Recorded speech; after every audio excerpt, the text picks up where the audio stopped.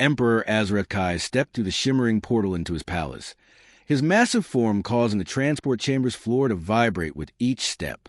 The supreme ruler of the Draconic Imperium had returned home 3 full months earlier than anyone expected. The war in the Outer Rim territories, which military advisors had predicted would drag on for at least another season, had ended abruptly and decisively. The enemy coalition had taken one look at what happened when human military technology merged with draconic firepower, and decided that surrender was the smarter option. Azareth would have smiled if dragon physiology allowed for it. The humans had proven to be remarkable allies, their innovative weapon systems turning what should have been a grueling campaign into something almost efficient. His scales, deep purple and black like the void of space itself, still carried traces of combat residue. Tiny specks of crystallized plasma clung to the ridges along his spine, catching the light as he moved through the corridor. Each speck was a reminder of close calls, of battles won, of enemies who had underestimated the combined might of dragons and humans working together. The Emperor waved away his honored guard with a gesture of his clawed hand. They bowed low, their own scales gleaming in various shades of red and gold, before disappearing down a side passage. After months of being surrounded by soldiers, strategists, and the constant noise of war, Azareth craved silence.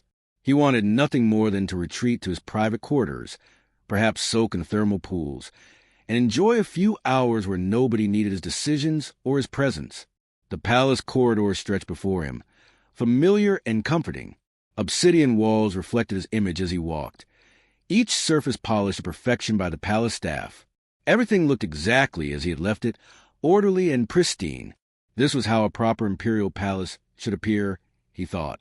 Dignified, controlled, a reflection of draconic superiority and discipline. But then something caught his attention. His head lifted slightly, the sensitive ridges along his skull picking up vibrations in the air. Sound. Music, to be specific, but not the kind of music that should be playing anywhere in his palace. This wasn't the deep, resonant ceremonial music of his people. It wasn't the classical compositions from any of the dozen species that served in his household. This was something else entirely. Something with a beat that seemed to bounce along the walls. Something energetic and bright, and completely out of place in the solemn halls of the imperial palace. His translator implant, a small device embedded near his auditory organs, helpfully identified the genre as something called 80s pop music, human music. Curiosity replaces desire for solitude. Azareth found himself following the sound, his massive form moving silently despite his size. Dragons might look like hulking creatures of myth, but they could move with surprising stealth when they chose to. The music grew louder as he approached the central wing of the palace, and with growing disbelief, he realized exactly where it was coming from. His throne room, the sacred chamber where emperors had held court for over 1,000 years. The music was coming from inside his throne room. He reached the massive doors, their surface carved with the history of his dynasty. Battles won, worlds conquered, treaties signed. Every major moment of the last millennium was represented in those carvings. And behind those doors, someone was playing pop music loud enough to hear 3 corridors away. Azareth pressed his hand against the control panel. The doors slid open smoothly, and the sight that greeted him made him freeze completely, every muscle in his body going rigid with shock. His throne room, the most important ceremonial space in the entire palace, had been transformed into something he couldn't quite process. Where ancient weapons displays had stood, there was now exercise equipment, real, actual gym equipment, the kind humans use for their peculiar fitness routines. In the corner where he'd kept a memorial to fallen warriors, there were shelves full of books and data tablets arranged in a cozy reading area with soft cushions. But the most shocking part wasn't the renovation itself.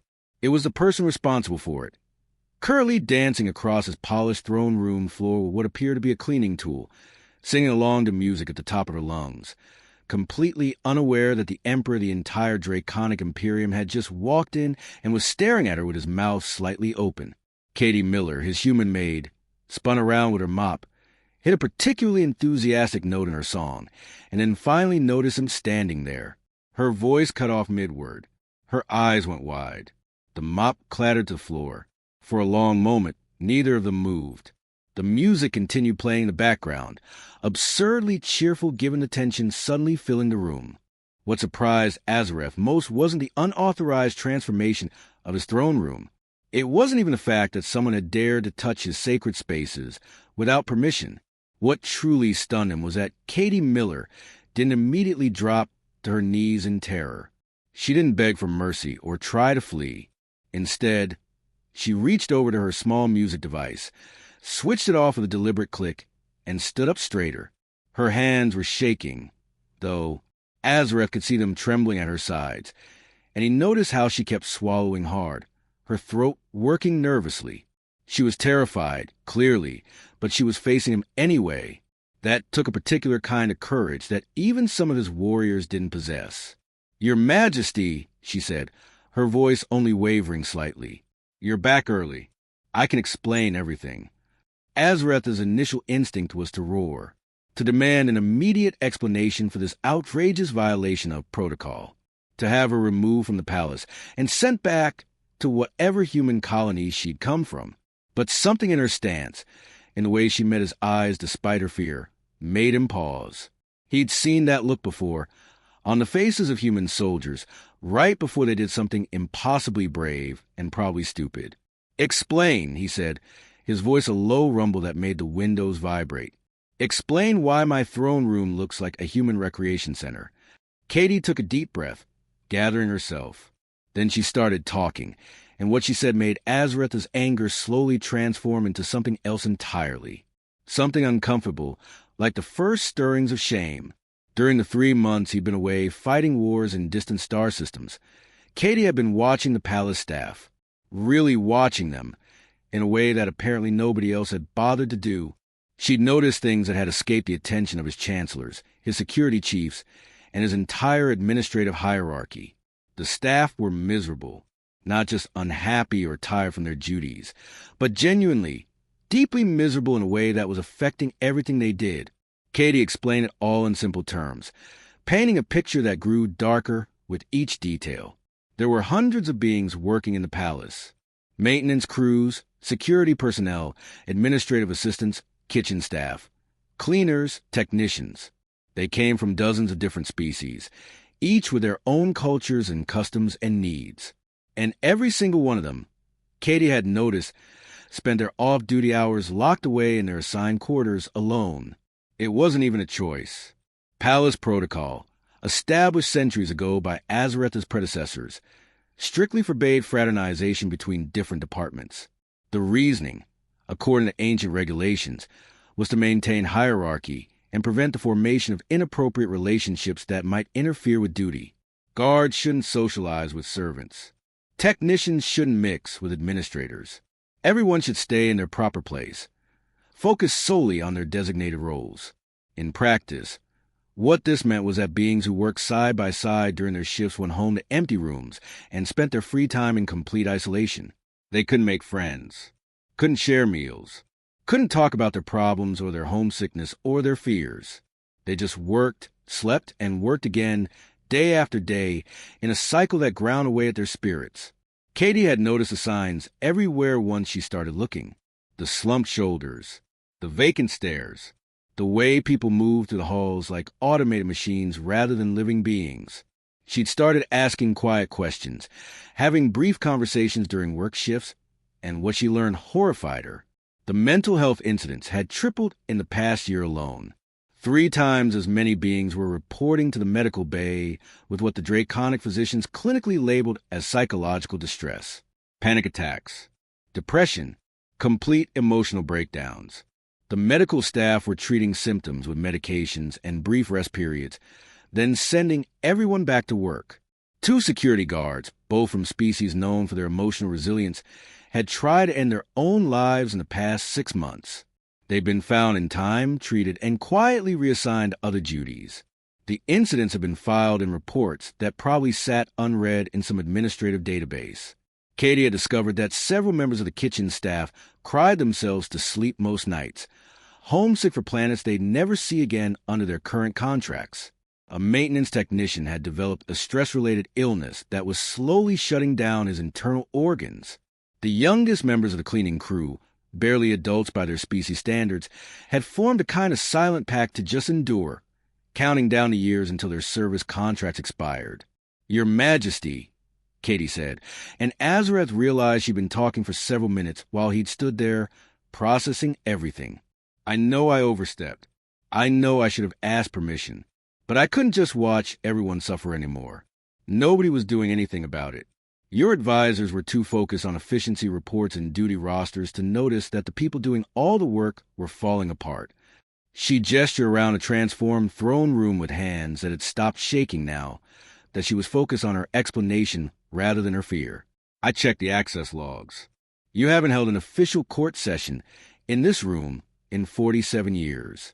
You prefer conducting business in the war room or your private office. This space was just sitting here, empty and unused, while your entire staff was drowning in isolation." Azareth looked around with new eyes. The exercise equipment wasn't random junk scattered around carelessly. It was thoughtfully arranged, with different stations suitable for different body types and species requirements. The reading area had books and tablets in multiple languages. The children's toys, he now realized, were for the few staff members who'd been permitted to bring their young ones to the palace, and his sacred flame of ancestors hadn't been disrespectfully shoved aside. It had been carefully, reverently relocated to serve as the centerpiece of a meditation space, surrounded by cushions and plants, transformed from a monument of the past into something living and useful for the present. "You did all this," he said slowly, his voice much quieter now, "because you noticed my people were unhappy?" Katie nodded, meeting his eyes directly. "Someone had to, Your Majesty, and apparently it took a human to care enough to try." Azareth stood there, still trying to process everything Katie had told him, when he heard rapid footsteps echoing down the corridor. Chancellor Vexmar burst into the throne room, his crimson scales flushed darker with what looked like a mixture of panic and excitement. The elderly dragon was normally the picture of composure, but right now he looked like someone who just discovered something that turned his entire understanding of reality upside down. "Majesty," Vexmar gasped, clutching a data tablet to his chest. "Forgive interruption, but you need to see something. The productivity reports. The efficiency metrics. Your Majesty, you absolutely must see these numbers." Azareth felt a flicker of annoyance. He was in the middle of deciding whether to punish Katie or commend her, and now his chancellor was babbling about spreadsheets. "Can this not wait, Vexmar? I'm dealing with a rather significant breach of protocol here." "That's exactly why you need to see this, Majesty," Vexmar insisted, his claws fumbling with the tablet's controls. "The breach of protocol, as you call it, has been happening for the past 2 months, and the results are absolutely staggering." He thrust the tablet toward Azareth, who took it with one massive claw and began scrolling through the data, his eyes, capable of processing information far faster than most species, widened as he absorbed what he was seeing. The numbers didn't make sense. At least, they didn't make sense according to everything Azareth thought he knew about running a palace, an empire, or anything else. Productivity across every single department had increased by 43%. 43%. That wasn't a minor improvement or a statistical anomaly. That was a fundamental transformation in how efficiently the palace operated. Maintenance requests were being completed in half the time they used to take. The kitchens were producing meals faster and with fewer mistakes. Security response times had improved dramatically. Administrative tasks that used to take weeks were being finished in days. Every single metric, across every single department, showed massive improvements. But the numbers got even more interesting. Staff turnover, which had been a persistent problem for years, had dropped to almost nothing. In the past 2 months, exactly 0 staff members had requested transfers to other Imperial facilities. 0. Azareth checked the historical data to compare. In the 2 months before he'd left for war, 17 different staff members had submitted transfer requests, desperate to get assigned anywhere else, even remote outposts that most beings considered punishment details. Medical bay visits for stress-related issues had dropped by 60%. Sick days had decreased. Error rates had plummeted. Even the quality of work had improved in measurable ways. The gardens looked better maintained. The hallways were cleaner. Equipment was being serviced more thoroughly. It was as if the entire palace staff had suddenly transformed from reluctant prisoners, serving out sentences, into people who actually cared about doing their jobs well. Look at the security division reports. Vexmar urged, pointing at a specific section. Look at what happened during last week's emergency drill. Azareth found the report and read it with growing astonishment. The palace guard had run a surprise security drill, simulating a breach by hostile forces. These drills happened quarterly and usually went adequately. Guards responded according to their training, followed their protocols, and secured the necessary areas within acceptable time frames. Last week's drill had been different. The guard hadn't just responded adequately. They performed with a level of coordination and efficiency that exceeded even the elite military units Azareth had commanded during the war. Response time had been cut in half. Different species had worked together seamlessly, covering each other's weaknesses and amplifying each other's strengths. The report specifically noted something that made Azareth pause. The improved performance was directly attributed to better morale and something the security chief called enhanced cross-species cooperation. Guards who'd been working side by side for years without ever having a real conversation had started actually communicating. They'd formed bonds. They'd learned about each other's capabilities and limitations. They'd become a team instead of just a collection of individuals following orders. How long has this been happening? Azareth asked quietly, still staring at the numbers. The changes started approximately 8 weeks ago, Vexmar replied. Right around the time the humans started her unauthorized renovations. At first, we thought the improvements were coincidental. Perhaps the staff were motivated by fear that the changes would be discovered. But the trend has only accelerated. And when we investigated the cause, we found that every single positive metric traces back to the humans' interventions. Katie had been standing quietly during this exchange, but now she spoke up. People work better when they're not miserable, Your Majesty. It's not complicated. When you give beings a chance to rest, to connect with others, to feel like they're part of something bigger than just their individual jobs, they naturally start caring more about their work. Azareth looked at her, then back at the data, then at her again. You're telling me that letting people play cards together and exercise made them better at their jobs? It's not about the cards or the exercise specifically, Katie explained. It's about giving them back their humanity.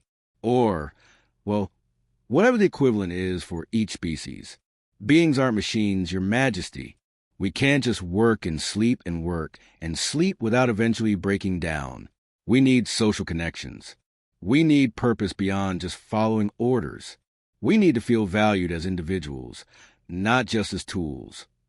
She walked over to a window overlooking the training grounds, where several guards were currently on duty.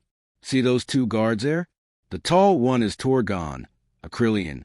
The shorter one is Beth, a human like me. 3 months ago, they'd never spoken outside of shift briefings. Now they're friends. Torgon is teaching Beth about Krillian meditation techniques to help with stress. Beth is teaching Torgon about human humor. They watch each other's backs not because regulations say they should, but because they actually care about each other. Azareth followed her gaze. He watched the 2 guards, saw how they moved in sync, how they communicated with small gestures and glances that spoke of genuine partnership. You did all this, he said slowly, his mind still trying to reconcile centuries of draconic tradition with the undeniable evidence before him. Because you noticed people were unhappy? You restructured my entire palace's social system, violated protocols that had been in place for generations, and somehow made everything work better, all because you thought the staff needed to be less miserable. Katie turned to face him, and there was something in her expression that reminded Azareth of the human commanders he'd worked with during the war. That same quiet confidence born not from arrogance, but from absolute certainty in their convictions. Yes, Your Majesty, she said simply, because someone had to. And it turns out, when you actually treat people like people, everyone benefits. Azareth made a decision that surprised everyone, including himself. Instead of issuing an immediate judgment on Katie's unauthorized changes, he announced that he would spend the next 3 days observing the palace operations firsthand. Not from his usual position of authority, reviewing reports in his private chambers, but actually walking among his staff and watching how they lived and worked. His advisors were shocked. Emperors didn't wander around watching servants go about their daily routines.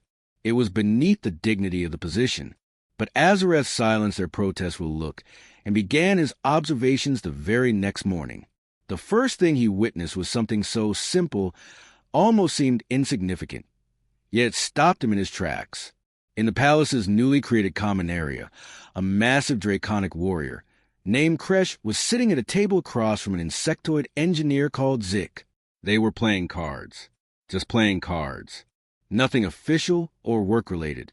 Just two beings from completely different species, with completely different backgrounds, spending their break time together over a simple human card game that Katie had apparently taught half the palace staff. Azareth watched from a distance, concealed behind a decorative pillar. Kresh was a veteran of 30 campaigns, a warrior whose scales bore the scars of countless battles. Under normal circumstances, he would never associate with someone like Zik, whose people were known for their technical skills rather than combat prowess. The draconic military culture had always maintained a clear hierarchy, with warriors at the top and support personnel occupying lower tiers. But here they were, and Kresh was laughing. Actually laughing, a deep rumbling sound that Azareth hadn't heard from any of his warriors in years. Zik had apparently just played a winning hand, and his antennae were vibrating with excitement, while Kresh good-naturedly accused him of cheating. "Your people's multiple eyes give you an unfair advantage," Kresh grumbled, but there was warmth in his voice. "You can probably see my cards reflected in the window behind me. My people's multiple eyes can barely see colors the way you do," Zik chittered back. "Stop making excuses for losing. Accept that I'm simply better at this game." They continued their playful banter, and Azareth noticed other staff members in the area, all engaged in similar activities. Some were reading together. Others were exercising on the equipment Katie had installed. A few were simply talking, sharing stories about their homeworlds and their families. The second day brought an even more profound observation. Azareth discovered what Katie called grief circles, and witnessing one of these gatherings shook something deep in his ancient soul. 5 beings from 5 different species sat in a quiet corner of the meditation space Katie had created around the flame of ancestors. They were sharing stories about loved ones they'd lost. A human technician named David spoke about his brother who died in a mining accident. A Theranian guard talked about her mate who'd been killed during a pirate raid. A Valdorian cook remembered his daughter, lost to illness. What struck Azareth most powerfully was that under the old system, each of these beings would have processed their grief alone, in their quarters, according to their own species traditions. The human would have bottled up his emotions, taught that showing weakness was inappropriate. The Theranian would have engaged in a solitary ritual hunt, channeling grief into aggression with no one to help her process the pain. The Valdorian would have fasted in isolation, deny himself comfort when he needed it most. Instead, they were here together, and something remarkable was happening. The human was crying openly, and the Theranian was offering comfort in ways that transcended species barriers. The Valdorian was sharing food he'd prepared, a violation of his grief fast that would have been unthinkable without the support of the others encouraging him to take care of himself. "We all know loss," David was saying, his voice thick with emotion. "Doesn't matter what planet we're from or what we look like. Pain is pain. Grief is grief. And maybe it hurts a little less when you don't have to carry it alone." The others murmured agreement, and Azareth found himself thinking about his own losses over the centuries. The warriors who'd fallen under his command. The family members who'd died while he was away at war. He'd processed all of it alone, as draconic tradition demanded. Emperors didn't share their pain. They endured it in private and emerged stronger through isolation. Or did they? Looking at these 5 beings supporting each other through their shared suffering, Azareth wondered for the first time if his people's way was actually strength or just another form of slow self-destruction. By the 3rd day, Azareth's observations had fundamentally changed how he saw his own palace. The building itself hadn't changed, the same corridors and chambers he'd walked for centuries. But the atmosphere was completely different. Where there had been silence and isolation, there was now life and connection. He watched the kitchen staff working together, and instead of seeing beings mechanically performing tasks, he saw a coordinated team that actually enjoyed each other's company. They joked while they worked. They helped each other when someone fell behind. They shared techniques and recipes from their different cultures, creating fusion dishes that were becoming popular throughout the palace.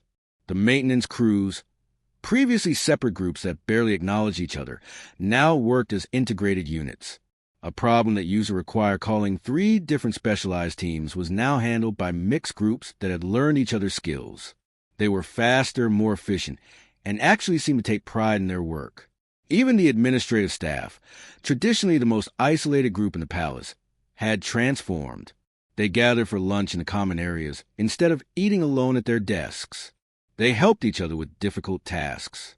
They'd even started a book club where they discussed literature from various cultures across the Imperium. The palace had transformed from a cold, efficient military installation into something that resembled a home. Not a place where being simply existed between work shifts, but a community where people actually lived. On the evening of the 3rd day, Azareth called an emergency meeting of his full advisory council. Every chancellor, every department head, every senior official in the palace hierarchy gathered in the council chamber. The room was tense. Everyone knew the Emperor had been observing Katie's changes, and they were waiting to see what judgment he would pass. Chancellor Vexmar represented the progressive faction, quietly supportive of the humans' innovations. Chancellor Draftnor led the traditionalists, who believed Katie should be severely punished for violations of protocol. The others fell somewhere in between, waiting to see which way the Emperor would lean. Azareth stood before them, his ancient eyes sweeping across the assembled officials. Then he spoke words that would echo through the Imperium for generations to come. For 3 centuries, I have ruled according to the traditions of our ancestors. I have maintained the old ways because I believe they represented the pinnacle of civilization and order. I was wrong. The council chamber erupted into chaos. Half the advisors began shouting in protest, while the other half sat in stunned silence. Chancellor Draftnor looked like he might have a cardiac incident right there. The idea that their emperor, who had ruled for 300 years following every tradition precisely, was now declaring those traditions wrong was almost incomprehensible. Azareth raised one massive claw, and the room fell silent instantly. When an ancient dragon who could incinerate you with a single breath demanded quiet, you gave it to him. I have spent 3 days observing what one human accomplished in 2 months, he continued, his voice carrying to every corner of the chamber. She saw a problem that all of you missed, that I missed. She recognized that we were running an empire of miserable beings who performed their duties without purpose or passion, and she fixed it, not through regulations or mandates, but through the simple act of treating people like they mattered. He paused, letting his words sink in. The productivity data speaks for itself. The efficiency improvements are undeniable. But more than that, I have watched my palace transform from a place where being simply existed into a community, where they actually live. I have seen warriors and engineers become friends. I have witnessed beings from 5 different species support each other through grief in ways their own isolated traditions never allowed. I have observed people taking pride in their work because they finally have a reason to care. Chancellor Draftnor found his voice, though it trembled with barely controlled outrage. Your Majesty would respect, this human has violated every protocol we hold sacred. She has destroyed centuries of tradition. She has turned your throne room into a recreational facility. This cannot be allowed to stand. You're absolutely right, Azareth said, and Draftnor's expression turned triumphant for exactly half a second before the Emperor continued. It cannot be allowed to stand as merely one human's unauthorized project. It must become official imperial policy across every installation in our territory. The room exploded again. This time, even some of the progressive advisors looked shocked. One thing to tolerate changes in a single palace. Another thing entirely to transform the entire Imperium based on human philosophy. Azareth spoke over the noise. Katie Miller is hereby promoted to the newly created position of Director of Imperial Welfare. Her mandate is to implement similar programs at every military base, administrative center, and imperial facility across our territory. She will have full authority to modify spaces, adjust schedules, and restructure social policies as she sees fit. She will report directly to me. Katie, who had been standing quietly at the back of the chamber expecting to be punished, Looked like someone had just told her she'd been appointed ruler of the galaxy. Her mouth opened and closed several times before she managed to speak. Your Majesty, I'm just a maid. I don't have any formal training in psychology or social work or anything like that. I just did what seemed right. Exactly, Azareth replied. You did what seemed right, unconstrained by the institutional blindness that affects everyone else in this room, myself included. You saw a being suffering and acted to help them. That compassion, combined with practical human common sense, is precisely what this Imperium needs. He turned back to the council. The throne room will remain a community space, permanently. I haven't used it for official functions in 47 years, because it was a relic, a monument to past glories that served no practical purpose. Now it serves the most important purpose possible, providing a space where the people who keep this palace running can actually live as people rather than as tools. Chancellor Vexmar spoke up, his voice careful but supportive. And where will you hold official court, Majesty? We will construct a new throne room, one designed from the beginning with proper considerations for multiple species. Seating that accommodates different body types. Atmospheric controls that can adjust to various respiratory needs. Acoustic engineering that works for species with different hearing ranges. The old throne room was built by Dragon for Dragons. The new one will be built for an empire that includes hundreds of species, all of whom deserve consideration. Over the following weeks, the changes began rippling outward from the palace, like waves across a pond. Katie, still somewhat overwhelmed by her unexpected promotion, started traveling to other Imperial installations with teams of specialists. She visited military bases where soldiers spent their off-duty hours in isolation. She toured administrative centers where bureaucrats worked themselves into exhaustion without any support structure. She inspected research facilities where scientists hadn't taken a real break in years. Everywhere she went, she brought the same simple philosophy that had transformed the palace. Create spaces for social interaction. Allow beings to form connections across departmental boundaries. Recognize that people need rest, community, and purpose beyond just work. Treat everyone as individuals worthy of care rather than as interchangeable parts in a machine. The resistance was significant. Traditional commanders argued that military discipline would collapse if soldiers started socializing across ranks. Administrators worried that efficiency would suffer if workers spent time on non-work activities. Researchers claimed they didn't need breaks or social support. They just needed more lab time. Katie handled each objection with patient explanations and, more importantly, with data. She showed them the palace productivity numbers. She brought testimonials from staff whose lives had improved dramatically. She demonstrated that every single facility that implemented her program saw similar results: higher efficiency, lower turnover, better morale, improved performance. But she also faced the objections with something that dragons and many other species found refreshing. She was honest about her own limitations. When military commanders raised concerns about combat readiness, she brought in human veterans who'd experienced both traditional military life and more modern approaches. When scientists argued about research productivity, she consulted with human researchers who'd studied work-life balance in technical fields. The human approach, she kept explaining, wasn't about being soft or undisciplined. It was about being smart. Humans had learned the hard way, through centuries of industrial exploitation and military burnout, that you got better results by treating people well. Exhausted, miserable workers made mistakes. Isolated soldiers with no emotional support developed mental health problems that affected combat effectiveness. Burned-out researchers missed important insights because their brains were too tired to think creatively. 6 months after her promotion, Katie presented her first comprehensive report to Emperor Azareth. The results were undeniable. Every facility that had implemented her programs showed improvements. Some were dramatic, like the remote military outposts where suicide attempts had dropped to zero after social programs were introduced.